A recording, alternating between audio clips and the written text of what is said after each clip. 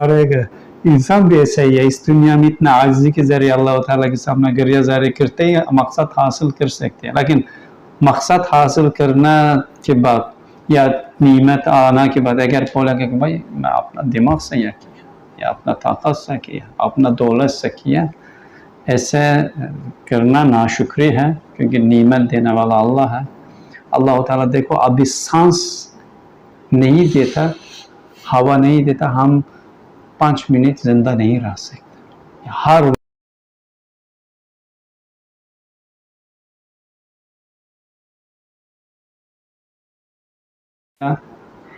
3-4 दिन के बाद हमारा पूरा ज़िंदगी ख़त्म हो जाएगा। हर चीज़ के लिए हम इतना आजिज़ है। देखो कि एक जरासीम अल्लाह ताला भेजेगा, हमें ज़मीन बोस करते हैं। से इंसान वो आजिज़ हर वक्त अपना आजिज़ी, अपना दरमंदगी जानना चाहिए, और जो हासिल होती है उसके आप खुद अपना नफ्स से, अपना खुद से नहीं, अल्लाह ताला से समझना चाहिए, और अल्लाह ताला की ihsan और इकराम समझना चाहिए। उसके उस बिना पर भी अल्लाह ताला का शुक्र अदा करना चाहिए, ताकि वो नेमत जो जैसे हम भाई ने भी कहा ज़्यादा हो जाए, वगरना चला जाएगा। इसमें आखिरी बात ये लिखे ना कि वो उस अज़ाब अलीम का मुस्तहिक़ बना देता है, मतलब जो नाशुक्री है। तो अगर दुनियावी लिहाज से हम देखें तो वालिदैन अपने बच्चे से कितनी मोहब्बत करते हैं, उसको हर चीज़ ला के देते हैं, लेकिन जब वो उनके नाफरमानी करते हैं तो उस पर गुस्सा होते हैं, उसको मारते भी हैं। तो इस तरह अल्लाह ताला का भी यही है कि अल्लाह ताला अपने बंदे बहुत मेहरबान भी है, बहुत नेमतें भी देता है, मगर जब इंसान अल्लाह की नाफरमानी करता है, नाशुक्री करता है, तो फिर अल्लाह ताला अज़ाब देने पर भी क़ादिर है। अल्लाह ताला उसकी मुखालिफ उसको अज़ाब भी देता है। तो इस चौथे नुक्ते में ये इंसान के और उसके बेहस्ती के इंसान बहुत आजिज़ है। उसमें पहला मरहला ये है कि अल्लाह ताला की पहचान है, मारिफतुल्लाह है। जब अल्लाह ताला की पहचान हो जाती है तो फिर अल्लाह ताला के साथ मामला जो है वो दुआ के ज़रिए, अल्लाह ताला से जो चीज़ें मांगनी है दुआ के ज़रिए मांगनी होती है। अपना आजिज़ और फ़ख्र समझ करके। हाँ, यह भी है कि कहते हैं दुआ एक इबादत है। इबादत किस लिए की जाती है? आखिरत के लिए की जाती है। यानी हम इस दुनिया के लिए नमाज़ पढ़ते हैं? नहीं। हम रोज़ा इस दुनिया के लिए रखते हैं? नहीं।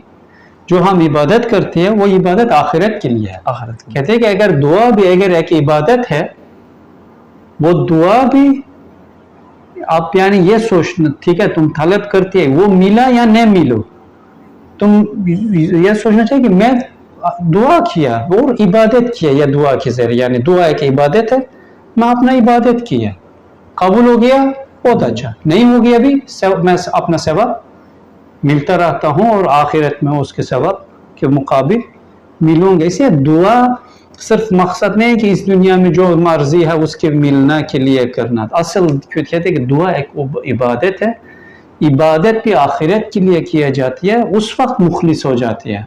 अगर दुनियावी मकसद सिर्फ आ जाएगा, वो दुआ के अंदर इखलास खराब होने की वजह से वो चीज़ भी मिलना बंद हो जाएगी, मुश्किल हो जाती है, नहीं मिल जाती है, क्योंकि नियत दुनियावी मकसद है, लेकिन दुआ एक इबादत है, इबादत आखिरत के लिए किया जाती है।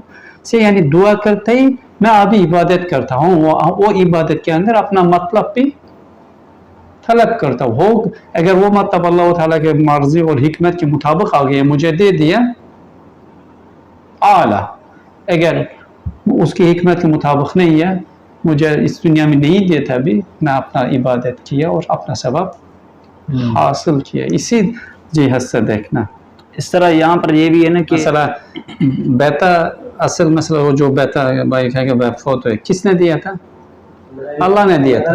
उसके आंख किसने बनाया था? अल्लाह ताला। उसके जिस्म किसने बनाया था? अल्लाह ताला। उसकी रूह किसने भेजा था? अल्लाह ताला। तुम्हारा उस पैदा होता ही दूध किसने भेजा था? इंसान के खुद, इंसान या जानवर खुद की खबर नहीं कि दूध कहाँ से है और किस तरह आ जाती है, किसने भेजा था? अल्लाह ताला ने। उसके हर वक्त जो वालिदा और वालिद के दिल में शफकत रखकर उसके परवरदा करने वाला कौन था? अल्लाह ताला था। यानी हर इंसान के ऊपर, हर बच्चा को 99% हिस्सा अल्लाह ताला की में, अल्लाह ताला का है, और सिर्फ 1% हिस्सा हमारा है। लेकिन हम क्या कहते हैं, उसकी पूरा अपना समझ करके जो अल्लाह ताला हमसे लेती है, इतिराज करना शुरू किया कि क्यों लिया भाई, उसकी था, مرضی اس کی مرضی جتنا احسان کرنا تھا کیا جب لینا چاہیے لے سکتے کیونکہ مالک الملک یتصرف فی ملکہ کیف یشاء وہ ملک کے مالک ہے جس طرح چاہیے اسی طرح اپنا ملک میں تصرف کر سکتے ہمارا حق نہیں بنتا کہ اس کے اعتراض اور شکوہ کرے. ہاں جی مثال کے طور پر نماز استسقاء عبادت کی ایک قسم ہے اور اس عبادت کا وقت وہ ہے جب بارش نہ ہو رہی ہو. اب یہ عبادت اور دعا بارش کو لانے کے لیے نہیں ہے. اگر یہ عبادت صرف اسی نیت کے تحت ادا کی جائے تو خالص عبادت نہ ہونے کی وجہ سے قبولیت کے لائق نہیں رہے گی. مطلب یعنی نماز استسقاء ہم جو ادا کرتے ہیں تو بارش جب نہیں ہوتی تو اس کے لیے ہم نماز استسقاء ادا کرتے ہیں. تو اس میں یہ کہا گیا ہے کہ اگر یہ عبادت صرف اسی نیت کے تحت ادا کی جائے تو خالص عبادت نہ ہونے کی وجہ سے قبولیت کے لائق نہیں رہے گی. ہاں یعنی مسئلہ سمجھ رہے سمجھ نہیں ہے.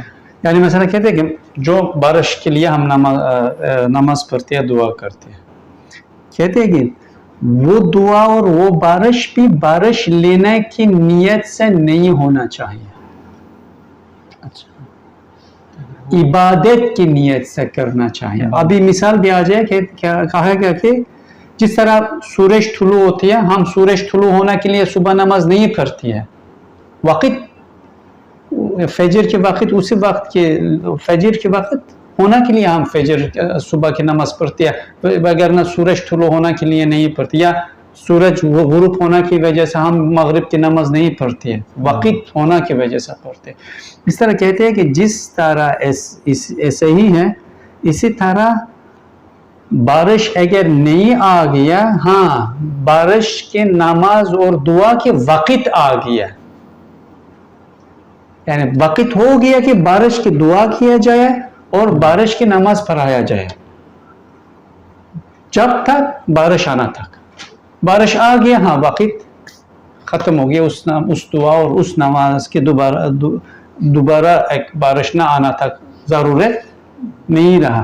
لیکن وہ کس لیے کرتی ہے ہاں بارش نہیں آتی ہمارا نقصان ہوتا ہے ہمارا کھیتی باڑی میں مسئلہ ہو جاتی ہے نیت بارش لینا ہے. استاد کہتے ہیں کہ اگر یہ نیت اگر ہو جائے گا یہ دعا مخلص نہیں ہو جاتی ہے اخلاص کے ساتھ نہیں ہونے کی وجہ سے قبول کی لائق بھی نہیں ہو جائے کیونکہ کیا تم دنیاوی منفعت کے لیے دعا کرتی ہے اسی وقت آ گیا اللہ تعالیٰ اسی وقت مجھ سے یہ دعا چاہتی ہے اس لیے میں یہ دعا مجھے یہ دعا کرنا ہے یہ سوچ سے نہیں ہاں میں دعا کروں گا تاکہ بارش آ جائے کہ تاکہ ہمارا فائدہ ہو جائے.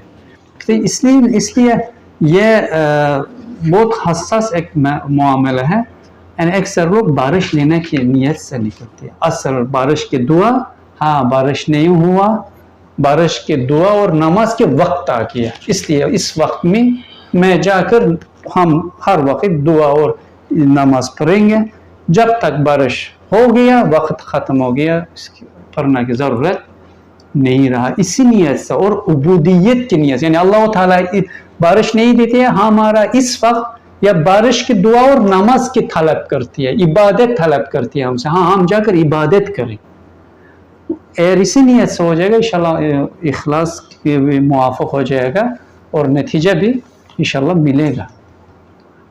جس طرح ہم چاند اور سورج میں کرن آ جاتے ہیں خسوف اور کسوف نماز پڑھتے ہیں ہم وہ بھی اس کے کرن کھولنا کے لیے نہیں اسی وقت ہونا کے لیے ہم وہی نماز پڑھتے ہیں. اسی طرح کہتے ہیں کہ کچھ کبھی کبھی اللہ تعالیٰ بلائی نازل کرتے ہیں مثلا اس سالوں میں زیادہ ہیں ہم دیکھتے ہیں ہر جگہ میں بلا مصیبت آفت زلزلہ کہتے ہیں کہ اسی طرح بلا مصیبت زلزلہ اسی طرح چیز زیادہ اگر آ جاتی ہے بعض بلا اور مصیبتوں کے دفع کرنے کے کچھ مخصوص دعائیں ہیں عبودیت ہی ہیں اسی دعا کے وقت آ گیا اور اس عمومی طور پر اس عالم اسلام اسی طرح وہ دعائیں پڑھنا چاہیے.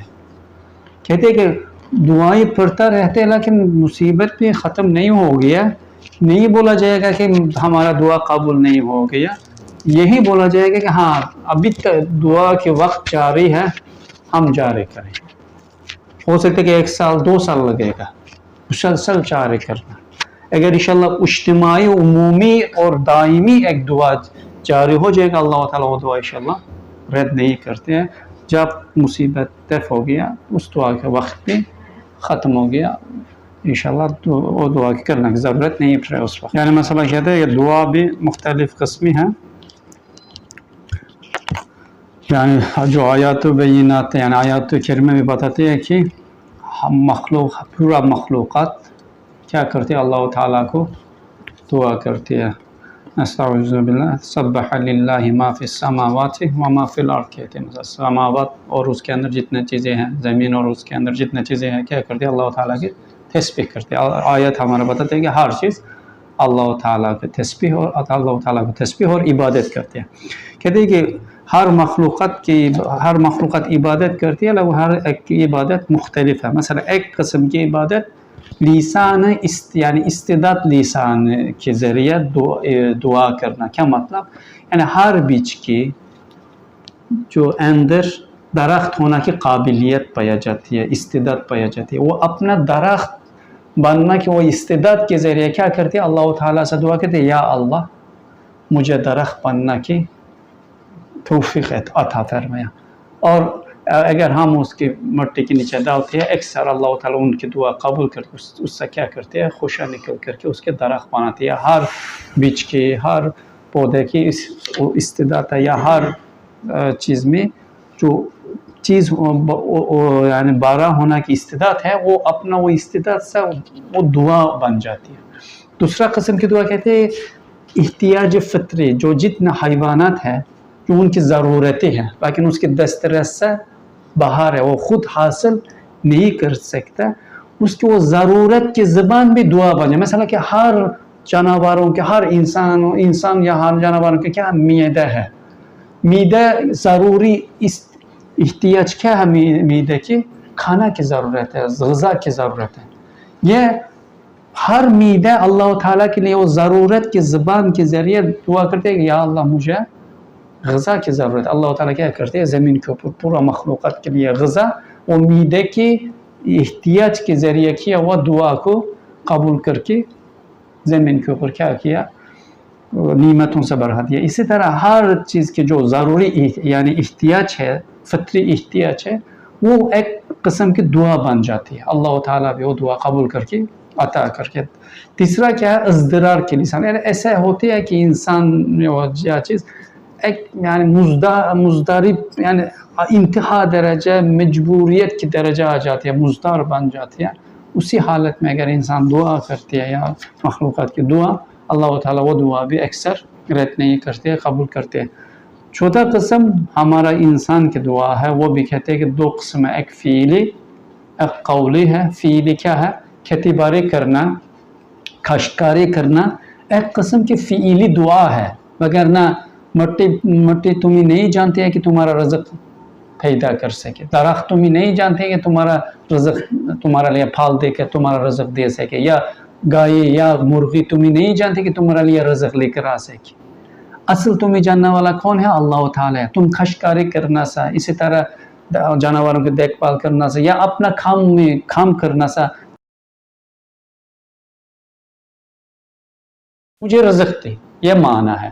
اللہ تعالیٰ بھی کیا کرتے ہیں وہ انسان کی وہ کوشش کو دعا قبول کر کے اس کے رزق اس کی ضرورتیں کیا کرتے ہیں دیتی ہے. لیکن کیا کسی کے اسباب پر، مثلا ہم فیکٹری میں کام کرتے ہیں، ظاہری ہمارا باس پیسے دیتے ہیں لیکن حقیقت میں جو ہمارا کوشش کے ذریعہ اس کی وسعت سے اللہ تعالیٰ وہ رزق ہمارا دیتی ہے.